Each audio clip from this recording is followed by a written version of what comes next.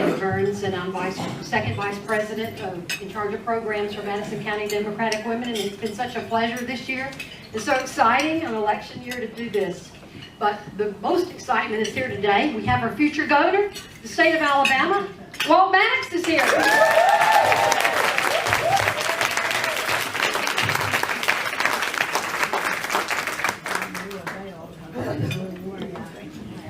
Good afternoon, Madison County. Are y'all ready to win on November 6th?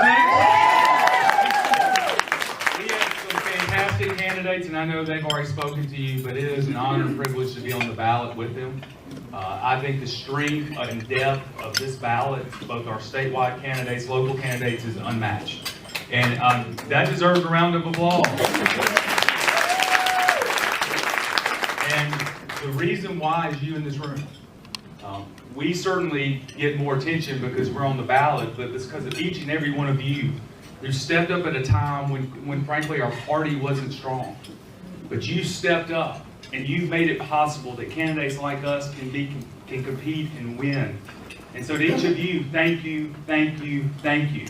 And I want to briefly touch on an issue that I was briefed on this morning. Linda touched on it as well, but there's a serious issue when it comes to voter suppression that's taking place right here now in Alabama. For the last couple of months, nearly 2,000 students were registered to vote at Alabama A&M and Oakwood. And the Board of Registrar here sent a postcard after they registered to vote to their campus P.O. box, and the vast majority never got returned. Now, first of all, let me just make this very clear, that there's nothing in the law that requires anyone to do that, to send them a postcard. Second thing is that most of those didn't get returned because guess what students don't do anymore? They don't check their P.O. box, which makes a lot of sense. And I barely do as well. And so these students then were moved from active voters to inactive, and the way they discovered it was checking their voting status on the website. Now, the law is very clear about how you move a voter from active to inactive. And we are calling upon the Secretary of State to reverse this decision made by the Board of Registrar and to immediately place these students active on the voting rolls. Because here's what will happen. When they go vote and they're listed in inactive, they're going to have to fill out paperwork. They will ultimately get to vote, and their ballot will be counted, but it's going to slow down voting lines. It's going to slow down voting. And I can guarantee you it's going to disproportionately impact Democrats, not only in Madison County, but throughout Alabama. Because if this problem is happening at Alabama A&M and Oakwood, something tells me it could be happening elsewhere in Alabama. So we need you not only to be relentless in the next 5 days, but on Election Day. Be aware. Help us figure out where those issues are. And our voter protection hotline is on our website. I don't have it memorized, but it's on our website. Please reach out and contact us. Now, what we have to do over the next 5 days is win. And many of you have heard my stump speech. You probably could give it for me.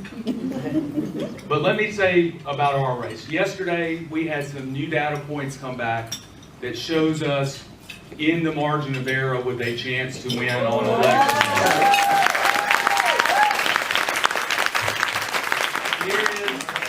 Here is the other good news for us. 60% of those that are still undecided about this election are women. And so I couldn't think of a more appropriate place to share this information with the Madison County Democratic Women. And what this data tells me is that we're on the right side of these issues, and we're on the right side of history. And the reason why that a Democrat like myself in Alabama has this opportunity is because we are on the right side of history on these issues. But each and every one of you have made it possible with your energy, your effort, your relentlessness to keep our campaign, to keep our messaging going. And so to each of you, we stand with this monumental opportunity, and I believe we are going to sweep a lot of others into office as well. We stand on an opportunity of doing something really, really great for Alabama, because here's the thing. We are, as you know, we're at and near the bottom of everything that matters. Everything. Just 3 weeks ago, the CDC reported that Alabama ranks #1 in infant mortality. #1. 9.1 deaths per 1,000 births. That is literally third world country. I'm not exaggerating for a fact. If you're African American, that number jumps to 15.1 in Alabama. We rank 49th in prenatal care. 49th, 47th overall in healthcare outcomes. We've seen 6 rural hospitals close over the last 8 years. We've seen 4 mental health hospitals in this state close. Our bridges are falling in. 20% of them are functionally obsolete. Our education system is not meeting the needs of a 21st century economy, and our universities' tuition rates continue to climb to meet the cost of higher education. The problems just go on and on and on. And then to put the icing on the cake, we're ranked number 1 as the most corrupt state in the union. Now, elections have consequences. We know this in this room. We are those that are politically charged up. Elections have consequences. If we fall short on election day, and let's be clear, my opponent has been crystal clear about this. She likes what we're doing. She likes where we are, and she's going to continue to go in that direction. To her credit, she has been absolutely, consistently clear on that point. That's why this election matters. Because that direction is taking us into the abyss. We will not even, we joke a lot in this state about thank God for Mississippi. If we continue down this road, we won't have God to thank anymore for Mississippi. And I use that line on the trail. It's a little bit of that, they tell you, the political consultants say, you got to throw something out to your enthusiastic audiences. But now let me get serious. Because when we say we're at or near the bottom in everything that matters, when we say things that, talk about us being 47, 48, 49, what sometimes gets lost in this equation is there's a family that's trapped in generational cycles of crime, poverty, and blight with no avenue of escape. There's a mother who is going to lose her child because of the lack of prenatal care in this state. There are parents who today sent their children off to school with the false belief their child was going to be ready for this century. Ladies and gentlemen in this room today, elections have consequences. And we have an unbelievable opportunity in just 5 days to chart a new course for our state. I am 45 years old. And these political discussions about where we are and where we should go have been going on for my entire life.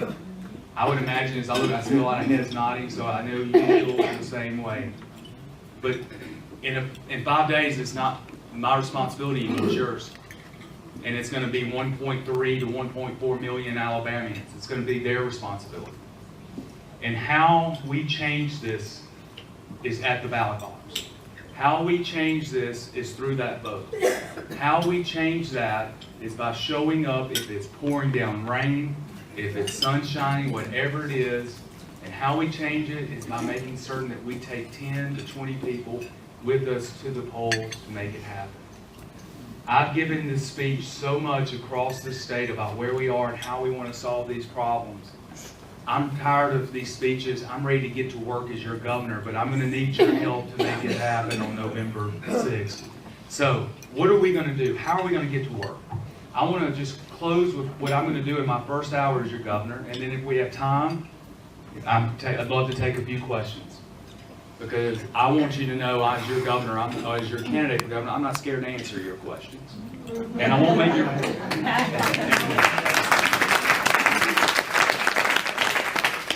So, what are we going to do in our first hour?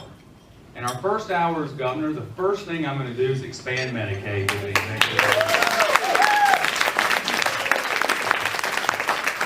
My opponent talks about creating 16,000 jobs. That would be a good thing for us to debate, but let's give her credit. Let's say she has created personally 16,000 jobs in Alabama. The executive order that I'll sign in the first hour will create 30,000 new jobs across the state of Alabama. The average salary is $40,000. Here's the better thing though. 330,000 mostly working Alabamians are going to have the opportunity at health care. It's a that's right, we should flag it. A $1.8 billion economic investment that is going to be transformational in rural health care and health care overall in Alabama. My opponent wants to talk about values. Well, let's have that debate on why we're number one in infant mortality. Let's have that debate on why we're 49th in prenatal care. Let's have that debate on many things. If we want to best reflect our values, let's sign let's sign expansion of Medicaid on day one. We're going to do it. The second thing we're going to do is we're going to call a special session, and we're going to pass the Alabama Education Lottery Plan.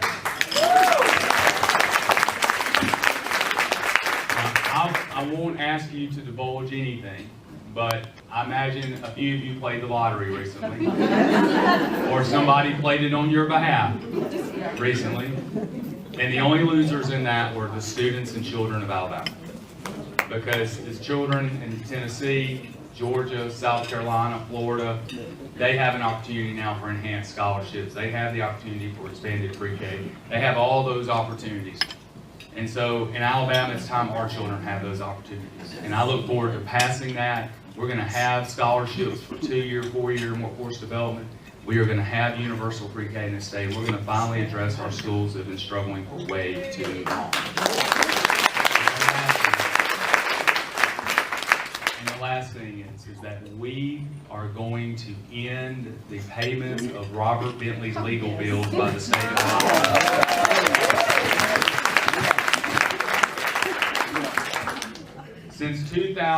Since November of 2017, the state's obligation to keep paying Robert Bentley's legal bills ended.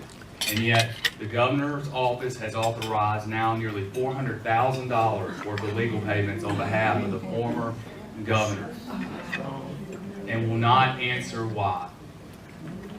That is going to end on my first hour and our first day in office, because we are finally going to show that you do not have to be corrupt to be a leader in Montgomery, Alabama.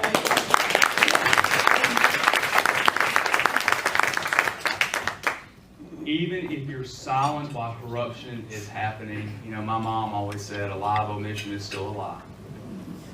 If you allow it to happen and you're silent about it, then you are continuing that long tradition of corruption that has kept Alabama down for way too long. You know, Dr. King said that our lives begin to end the day we remain silent about the things that matter.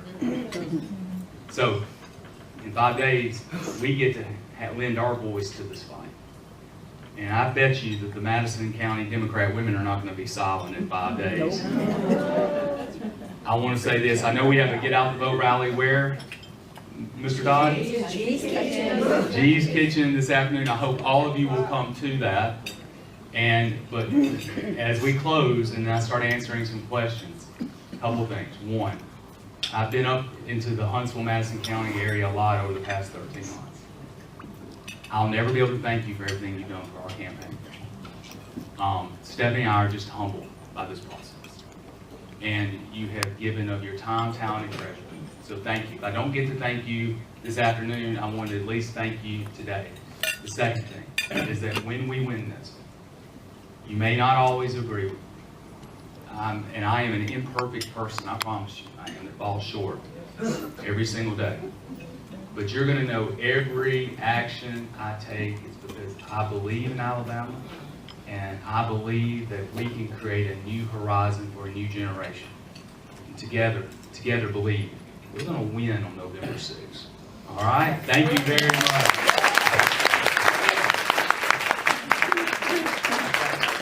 As long as I'm allowed, I'd love to answer any questions. Yes, ma'am. I'd like to know, what are your plans for mass incarceration? With young black boys being placed in prison for crimes, nonviolent crimes, and they're spending decades in jail. What is my... And they're very young, too. The question is, what are my plans for mass incarceration, in particular, how it's disproportionately impacting African American males? A few things. Number one is that I want to take a step that we're working towards at the city of Tuscaloosa, and that's to decriminalize marijuana.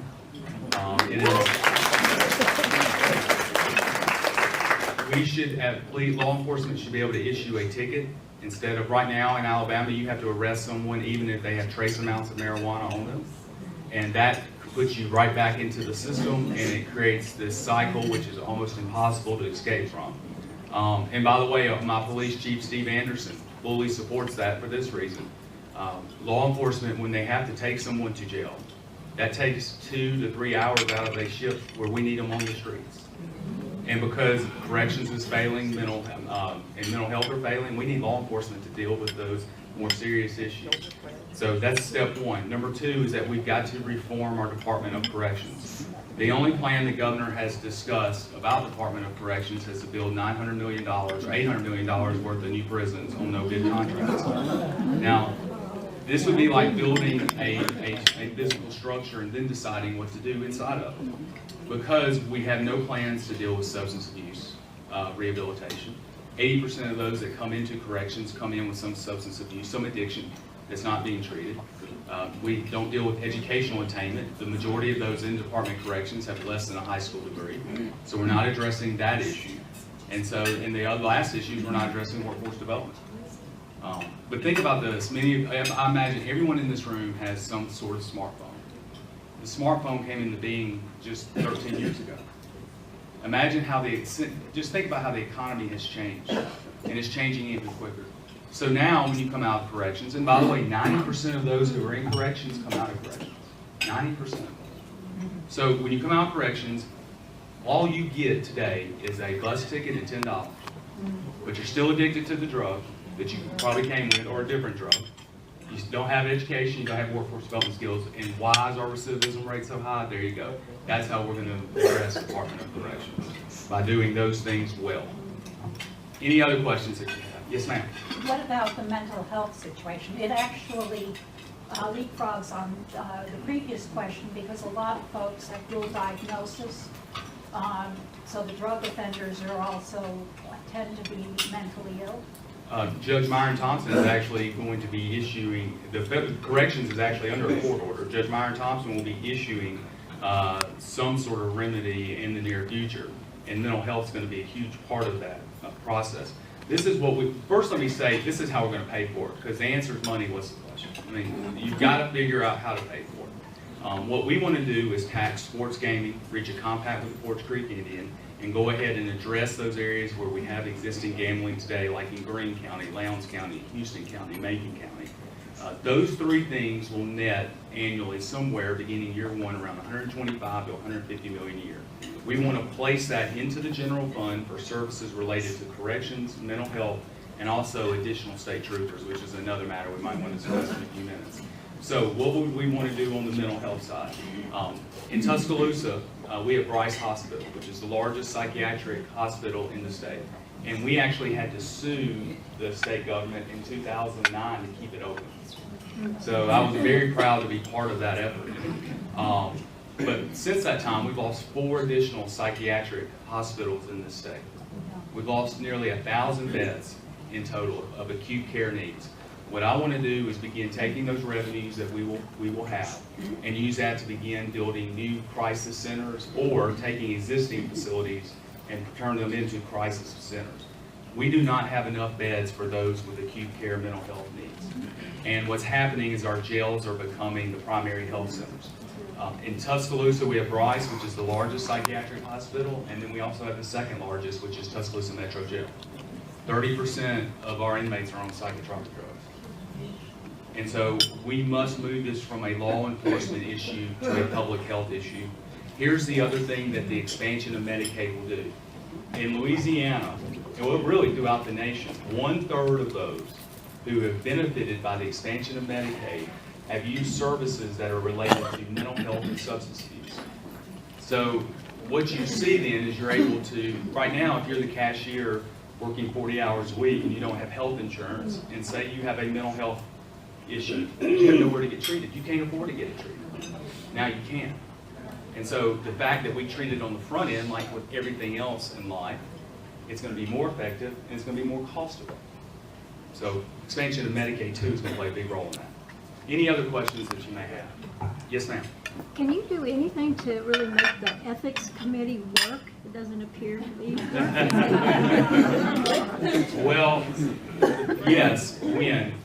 Let's win on November 6th, and we're going to be able to do a lot. First of all, I think getting Joe Siegelman as Attorney General would be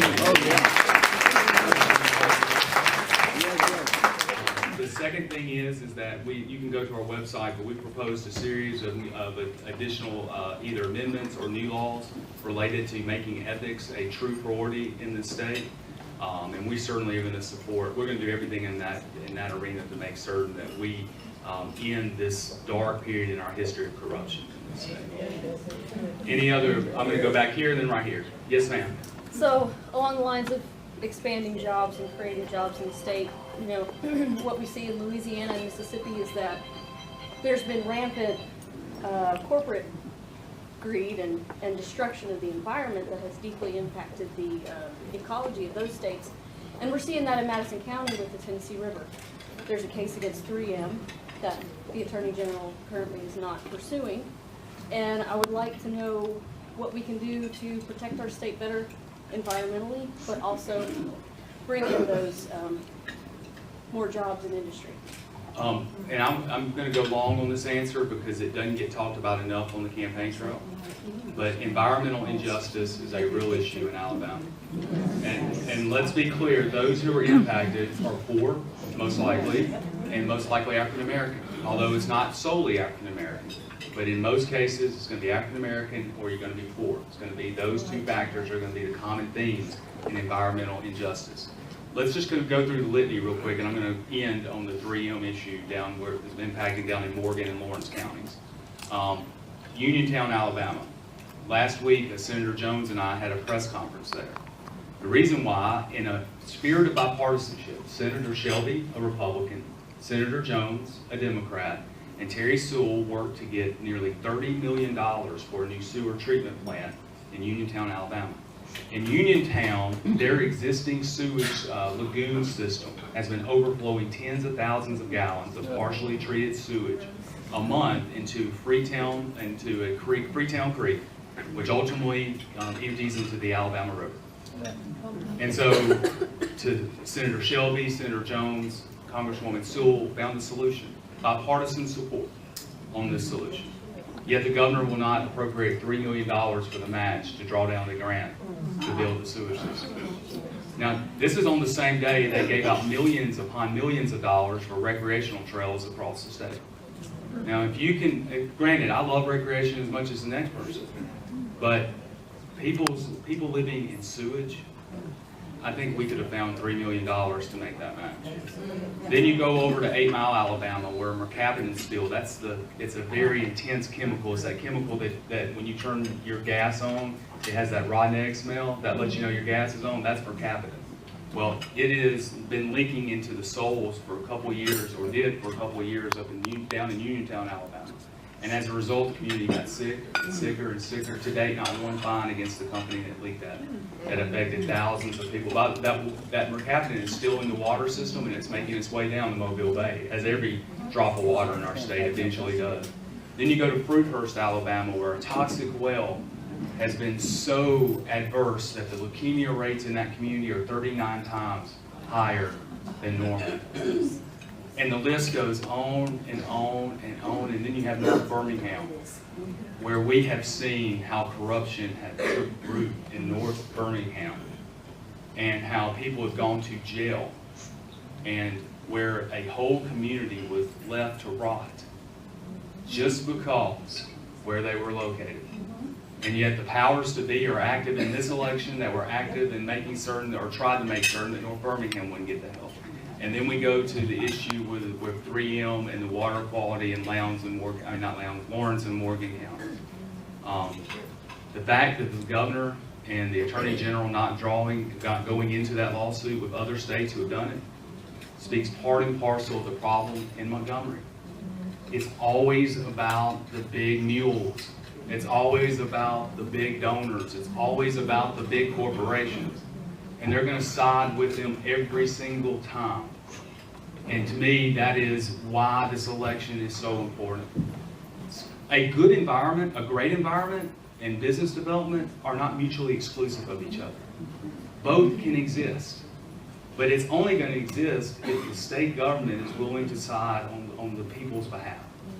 And that's where this is going to change. So how we're going to do it, number one, is I'm going to make certain that the commission that governs ADM is going to have a balance of people who understand not only business, but understand the environment itself.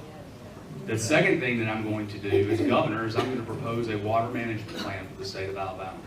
We're one of the few states left that does not manage our waters and tributaries in the state, and it's about time that we do so. So those are a couple of things quickly that we're going to begin to address. And the third thing I would say is ADM is certainly going to be an enforcer, and it's going to be on the side of the environment, who they were created to protect.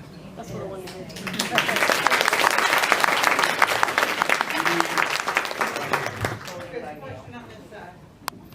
Okay, voting, okay, now go here and there. Voting, By just mail, voting by or mail. any opening of everything. Well, I'm just kind of, why don't we just talk about voting access or There you making go. voting easier? Again, Alabama is archaic in its voting laws, and we're not adapting to the 21st century. So as governor, we're going to propose a few things. Number one is that when you turn 18 and you register for selected service, that you also become a registered voter in the state of Alabama. It should be that simple. If we can do it for that reason, we can do it to register to vote. Second thing we want to do is implement early voting opportunities across the state. We, on our website, released this week a policy proposal. We know eventually we'll have to work with the legislature on that, but other states have early voting.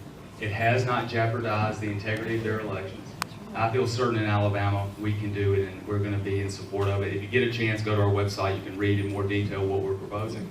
Yes, sir. Thank you. I don't have a question, but I have a suggestion. You mentioned the three things you're going to do in the first day, and I want to put on the table. Clean up the government in Montgomery. There's a lot of placemats up there that really are ineffective. So we need to do this with effectivity and efficiency. So I just want to put that on. Absolutely. I can promise you we're going to be doing that. Yes, sir. Many of the issues that you mentioned, we're all aware of. But there are times when you have to look at root cause. And I think some of the root cause for a lot of these issues goes all the way back to the 1901 state constitution. For a constitutional convention to modernize our constitution so it doesn't provide for an unfair tax structure that helps people that don't need the help and hurts people that do need the help. You're right. A lot of the things I talked about are symptoms, and the disease is the 1901 Constitution. And the disease is rooted in racism, because it was drafted that way, and also classism, because it ensured that those with the wealth and with the power continue to have the wealth and continue to have the power. Let me just speak realistically. We are going to have to generate success in state government before we will ever be able to reform our country. Yes, I will support it. But until we generate success, until we have an administration that doesn't get indicted or doesn't turn a blind eye towards corruption, then I don't believe we're going to have an opportunity to do it. I had someone the other day literally say, well, I think Governor Ivey's done a good job. And I said, well, tell me some of the things that, that you believe did that. I mean, I wouldn't be in the position, well, she hadn't gotten indicted. And their elected officials in the state government. Has that become our bar? I mean, if we said, well, if you don't get indicted, then you know what? That's a good thing. I mean, that's how low our bar has become about our faith and confidence in Montgomery leaders. And that's what we've got to change. Until people believe that a governor can be effective, can actually begin addressing these chronic issues, I don't think you're ever going to get to the 1901 Constitution, as much as we need to change it. I still think we're years away. But with success, I think then we can begin making that case. I do think there is something else happening. The change in the digital economy coming is going to affect tax collection overall. Because Alabama's revenue code is a 20th century model, early 20th century model. The new digital economy is not built for that, and it makes it impossible to collect. It makes it more difficult to collect. I think that's going to create also a force that's going to, at some point in the next few years, demand a constitutional rewrite as well. So I do think that's coming too. All right, well, I think we have time maybe for one more question. Property taxes. If the state of Alabama quadrupled their property tax, we would be about in line with the average of the nation. And number two, 8 corporations own 20% of the surface area of the state of Alabama. It starts with Georgia Pacific, Alabama Power, AT&T, everybody that has a right of way, oh, even the rails. Everybody, all those corporations have right of ways that they pay literally nothing for. It's incredible. It is, and here's the thing, let me close with this. You know, we're not going to be able to make those type of changes for sure to get back to the Constitution, but one thing we are going to be proposing is ending sales tax on groceries. It can be done. It can be done by eliminating the deduction, the state deduction you receive for federal income tax pays. And that's going to be a piece of legislation in the first regular session of the quadrennium. We are certainly going to be introducing and supporting. It's time that it passes. It's time in this state that when you go by the basic necessities of life, that at least we can exempt that from tax. If we're going to exempt other corporations from other things, and in some cases it is justified. I'm not going to sit here and say every time it's a bad thing. It certainly is also a good thing to exempt those who especially those who are living on the razor's edge, to allow them some freedom and ability not to have to pay taxes when they're buying the very necessities of life. So I want to thank each and every one of you. Let's double down. Let's go win on November 6th.